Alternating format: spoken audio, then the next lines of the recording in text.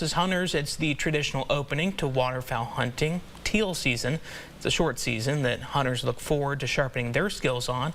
East Texas News Weekend's Bob Hallmark has our story. Outfitters have been supplying hunters with equipment for teal season. Only 16 days long because teal are migratory. Blue-wing and green-wing teal, they're one of the first migrators we have. They come down and they actually end up down around the Yucatan, Central America. One of the smallest species of duck, hunters love them because they're quick and agile birds and are a true test of a hunter's skill. They're great eating birds. They're fast. They're hard to shoot. First light, there's ducks flying over. It's just exciting, all the movement and the action versus just sitting in a stand waiting. They're really small birds, same with dove, so they're a lot harder to hit than later season birds. This is a Benelli Super Black Eagle 3, standard for duck hunting, but there's only a certain kind of shot you can use for teal.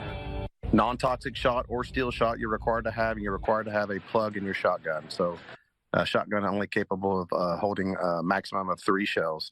The season started September 9th and will run through September 24th. Teal daily bag limit is 6 with a possession limit of 18. 30 minutes before sunrise you can shoot, and then shooting ends at sundown. September was expected to be a below-average teal season due to dry conditions, but hunting has been good. Water conditions are low, so last weekend we saw a lot of success with the teal hunters. Bob Hallmark, East Texas News Weekend. As mentioned, teal season ends on the 24th. Open duck season begins in October. Game wardens will be checking for licenses.